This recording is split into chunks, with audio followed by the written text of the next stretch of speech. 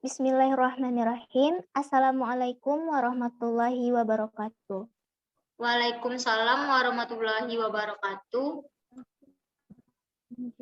Baiklah, pada mata kuliah metodologi penelitian pendidikan yang diampu oleh dua dosen, yang pertama yaitu Profesor Dr. Lufri MS dan Ibu Ramadhani Fitri MPD.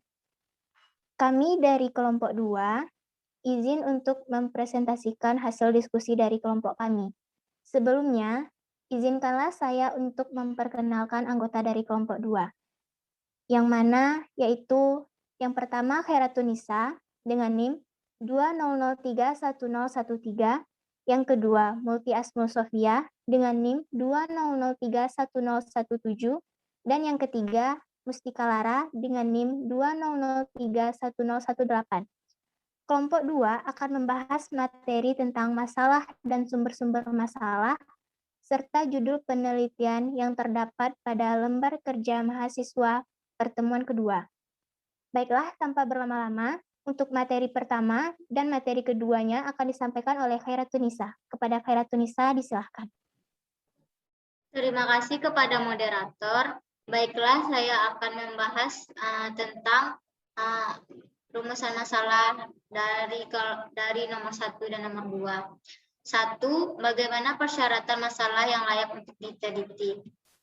Solusi masalah ini jawabannya yaitu menurut Ari dan kawan-kawan 2010 mengemukakan beberapa kriteria masalah yang layak untuk diteliti, meliputi masalah yang diteliti itu signifikan atau yang dianggap sangat penting, masalah seharusnya menjadi sesuatu yang dapat menimbulkan permasalahan baru untuk penelitian berikutnya, masalah harus dapat diteliti, masalah yang diteliti sesuai dengan kemampuan peneliti, dan masalah penelitian hendak secara etika.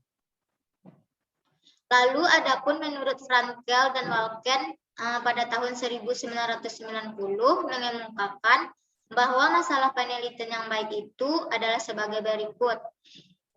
Yang pertama, masalah harus feasibel, di mana feasibel tersebut harus dapat dicarikan jawabannya melalui sumber yang jelas, tidak banyak menghasilkan dana, tenaga, dan waktu. Lalu, masalah tersebut harus jelas, yang dimana semua orang memberikan persepsi yang sama terhadap masalah tersebut. Lalu, masalah itu harus signifikan, di mana jawaban atas masalah itu harus memberikan kontribusi terhadap pengembangan ilmu dan pemecahan masalah di kehidupan manusia. Dan yang terakhir, masalah itu haruslah bersifat etis, yaitu tidak berkenaan dengan hal-hal yang bersifat etika, moral, nilai-nilai keyakinan, dan agama. Contohnya saja pada kasus majalah Monitor, yang dimana hasil penelitiannya tersebut berkenaan dengan keyakinan, sehingga menimbulkan heboh di masyarakat. Lalu, rumusan masalah yang kedua, yaitu jelaskanlah dengan contoh 6 sumber masalah penelitian. Solusi yang dapat saya berikan yaitu sumber masalah penelitian menurut Turney dan Nobel, Sudarwan, Danim, dan Darwis 2003, halaman 93-97, yaitu pengalaman pribadi. Pengalaman pribadi tersebut berupa pengalaman masa lampau dan kekinian, di mana upaya mewujudkan pengalaman pribadi menjadi permasalahan penelitian dapat dilakukan dengan mengidentifikasi pengalaman pribadi untuk fokus penelitian, mengidentifikasi sebab-sebab munculnya masalah tersebut, membuat keputusan pribadi selaku calon peneliti untuk memecahkan masalah tersebut, lalu merumuskan masalah penelitian. Lalu, informasi yang diperoleh secara kebetulan. Calon peneliti dapat merumuskan masalah penelitian dengan latar belakang dan tujuan, hasil akhir yang diharapkan. Untuk mewujudkan informasi tersebut menjadi permasalahan penelitian, peneliti dapat menempuh langkah-langkah berikut ini, yaitu mengembangkan kepekaan selaku peneliti dalam merespons fenomena yang relevan, mendefinisikan keterangan yang diperoleh secara spesifik, mengidentifikasi keterangan yang diperoleh secara spesifik, membuat keputusan pribadi selaku calon peneliti untuk memecahkan masalah tersebut, dan merumuskan masalah penelitian. Lalu selanjutnya, kerja dan kontrak profesional. Banyak peneliti mengembangkan atau merumuskan pertanyaan penelitian mereka sebagai bagian aktivitas pekerjaan atau diskusi dengan rekan sekerja. Banyak kasus diskusi formal dan informal yang dilakukan oleh peneliti dengan rekan atau kelompok ahli lain. Sangat membantu upaya penajaman terhadap masalah baik teoritis maupun praktis. Sudarwan, Danim, dan Darwis 2003 halaman 95. Melalui diskusi akademik, masalah penelitian dipertajam dan dapat dirumuskan. Untuk tujuan ini, peneliti dapat menentukan langkah-langkah, yaitu mengidentifikasi masalah bersama rekan kerja, mengidentifikasi penyebab munculnya masalah, membuat keputusan untuk mengadakan penelitian, dan merumuskan pertanyaan penelitian. Selanjutnya, pengujian dan pengembangan teori. Tujuan penelitian antara lain adalah untuk melahirkan teori-teori baru dan merevisi teori yang telah ada. Ternyata sudah tidak relevan lagi dengan kenyataan sekarang. Langkah-langkah yang dapat ditempuh peneliti yaitu mengembangkan teori-teori yang relevan dalam bidangnya, menelaah proses penelitian sehingga diperoleh teori tersebut, membuat keputusan untuk menyelenggarakan penelitian, menentukan waktu dan situasi penelitian yang berbeda dengan penelitian sebelumnya, dan merumuskan masalah penelitian.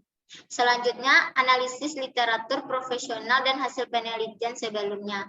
Masalah penelitian banyak diperoleh melalui penelaahan terhadap literatur profesional dan laporan jurnal tersebut. Peneliti memilih dan merumuskan masalah penelitiannya.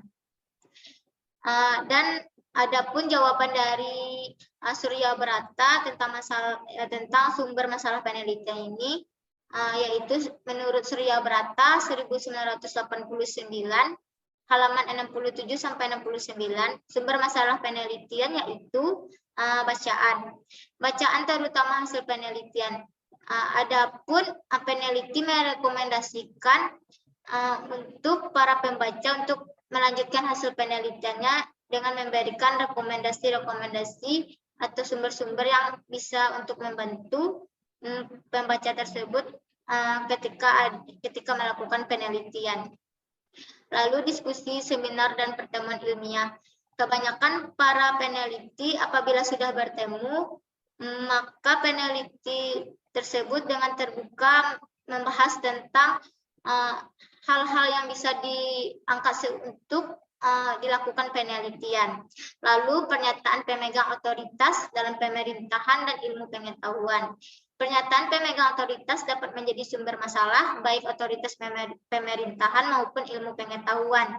Contoh pernyataan pemegang otoritas pemerintahan adalah pernyataan Menteri Pendidikan mengenai daya serap siswa SMU. Contoh pernyataan otoritas ilmu pengetahuan adalah pernyataan ahli pendidikan mengenai penjurusan di SMU.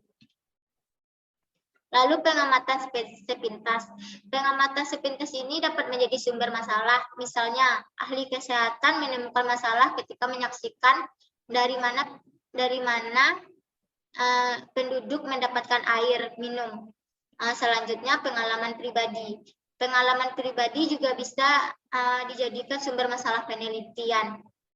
Contohnya yaitu pengalaman yang berhubungan dengan kehidupan profesional adalah seorang guru yang berdasarkan pengalamannya selama menjadi guru dapat menemukan berbagai masalah pendidikan. Misalnya, ia melihat minat belajar siswa itu rendah, lalu guru tersebut bisa saja melakukan penelitian apa saja faktor penghambat membuat minat belajar siswa itu rendah. Saya kembalikan kepada moderator. Baik, terima kasih kita ucapkan kepada teman kita Khairatunisa. Untuk perumusan masalah selanjutnya, yaitu nomor 3 dan nomor 4 akan dijawab oleh teman kita Mustika Lara. Kepada Tika disilahkan.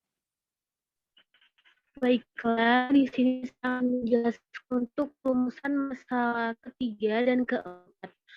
Rumusan masalah ketiga itu bagaimana kriteria judul penelitian yang baik. Untuk solusinya adalah menurut Dr. Randus Mardalis dalam bukunya yang berjudul Metode Penelitian Suatu Pendekatan Proposal, dalam memilih dan menjudul harus memperhatikan hal-hal berikut ini. Yang pertama, judul sebaiknya yang menarik minat si peneliti. Menarik dan dapat membangkitkan minat si peneliti merupakan sesuatu yang dapat mendorong dan membangkitkan semangat kerja dalam setiap langkah penelitian. Yang kedua, judul yang dipilih mampu untuk dilaksanakan oleh si peneliti. Mampu di sini yaitu dapat melakukan penelitian dan cukup waktu yang tersedia untuk melakukan penelitian tersebut dengan didukung oleh dana yang telah diperhitungkan, biaya penyelesaian penelitian dengan judul yang telah dipilih. Yang ketiga, hendaknya judul mengandung kegunaan praktis dan penting untuk diteliti. Peneliti sudah bekerja bersusah payah, hendaknya hasilnya berguna untuk diri sendiri, masyarakat, dan ilmu pengetahuan, sehingga dengan judul yang dipilih ada manfaatnya. Yang keempat, judul yang dipilih hendaknya cukup data yang tersedia. Data di sini diartikan pula data sekunder dari kepustakaan yang ada untuk memperoleh teori dan konsep-konsep yang kelak digunakan pula untuk menyusun hipotesa penelitian. Yang kelima, hindarilah terjadinya duplikasi judul dengan judul lain. Jika terdapat dua judul yang sama,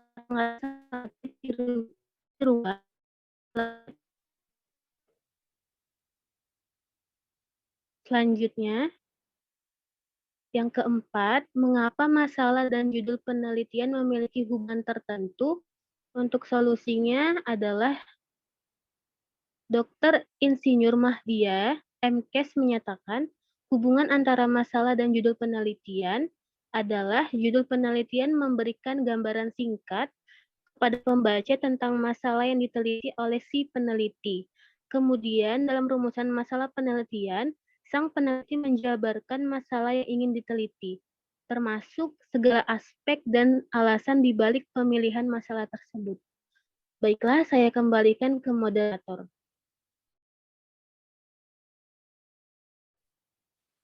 Terima kasih kita ucapkan kepada teman kita Tika.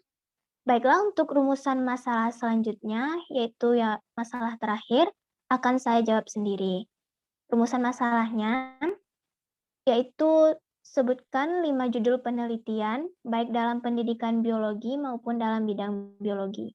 Di sini, kita melihat beberapa judul penelitian. Yang pertama yaitu pengembangan bahan ajar materi struktur fungsi organ manusia dan hewan dengan pendekatan jelajah alam sekitar atau JAS. Yang kedua, meningkatkan keaktifan siswa kelas 11 SMA Negeri 1 Sijunjung melalui penerapan model game simulation pada pembelajaran konsep sistem transport pada hewan dan manusia. Yang ketiga, penerapan media proyektor dalam pembelajaran sistem pernapasan pada manusia di SMA Negeri 8 Padang. Yang keempat, pengaruh pupuk organik cair kulit pisang atau Musa paradisiaca terhadap pertumbuhan bawang merah atau Allium cepa sebagai penunjang praktikum fisiologi tumbuhan. Dan yang terakhir, hubungan pengetahuan siswa pada mata pelajaran biologi dan Quran hadis terhadap etika makan dan minum sesuai sunnah di Madrasah Aliyah Negeri 3 Cirebon. Itu baru sebagian kecil dari beberapa judul penelitian yang bisa kita kemukakan pada bidang biologi maupun pendidikan biologi. Baiklah, itu merupakan bagian materi dari kelompok 2. Selanjutnya kita sampai kepada kesimpulan. Untuk kesimpulan akan disampaikan oleh Mustika Lara. Kepada Tika disilahkan.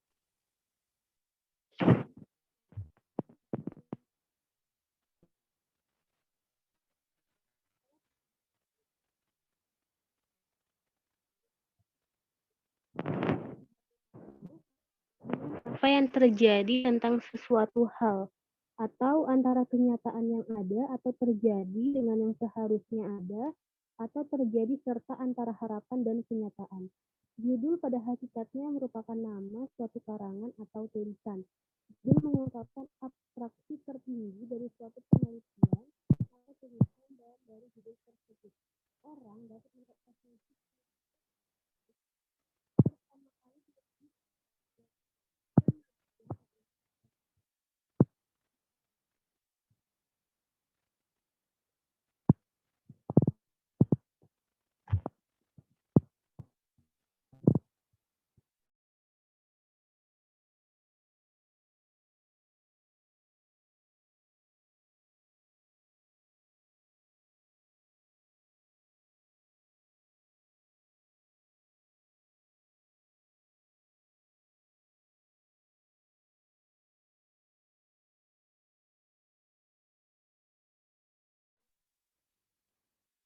Baik, mungkin teman kita mengalami gangguan jaringan.